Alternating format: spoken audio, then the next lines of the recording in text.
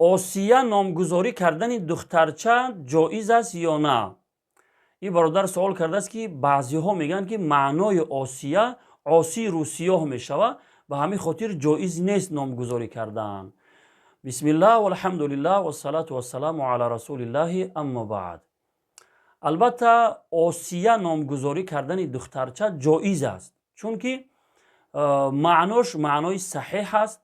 البته نام دخترانه بگیم عربی الاصل، به همین خاطر اگر با الف نوشته شود، اگر معناش زنی غمگین با معنای ستون و زنی پزشک و با چند معنای دیگر هم می بیاید. و در روایات حدیث هم آمده است که زنی فرعون که زنی بسیار با تقوا و با ایمان و موحده بود، نامش آسیه بود، آسیه بنت مزاحم. به همین خاطر مثلا دخترچه اگر تولد شود، نامش ما می توانیم که آسیه بگذاریم. و او آسی روسیایی که میگن، او کلمه با عین نوشته می شود. اگر با عین نوشته شود عاصیه، اگر ایخی نوشته شود معناش همون زنی که مثلا گناه صادر کردگی، یعنی که عاصی روسیایی که شما میگه به همون معنا.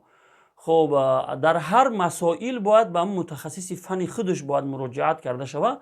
و کوتاهی از ما این است که مقصد وقتی که اگر ما بیمار میشویم، پیش هیچ وقت پیش معلم نمی رویم، یا اینکه پیش کسی که دختری حیوانات است پیش او نمی رویم، پیش پزشک آدم می رویم که اون در فن خودش یک مهارتی داره. و هیچ وقت از فن ادبیات اگر ما چی لازم شود، اگر از با متخصص فن خودش مراجعت میکنیم، نه اینکه از معلم خیمیا یا که از معلم بیولوژی ما بریم در فن ادبیات یا که در فن متماتیک یا اون چیز دیگه بپرسیم. خب در مسائل دینی یا که در مسائل دنیوی، در هر مسائلی که باشه باید به همون متخصص فن خودش مراجعت کرده شود.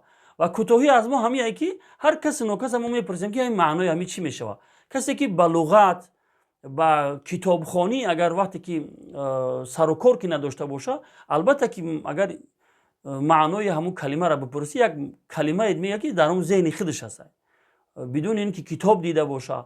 از روی کتاب، از روی لغت، از روی فرهنگی که ما مطالعه کردیم، معنای آسیه با الف نوشته می شود. و اگر با عین نوشته شود جایز نیست که یک انسان را، دخترچه را ما آسیه بگذاریم، یعنی که با حرف عین نوشته می شود، اون معناش عاصی گناهگار می شود، عاصی روسیای گناهگار. ولی این کلمه ای که مثلا این نام آسیه نام دخترانه است، نام بسیار مشهور است، لفظ عربی قطعی. و همون زن فرعون هم آسیه نام داشت، به همین خاطر جایز است که نام دخترچه را ما آسیه بگذاریم. والله اعلم بالصواب.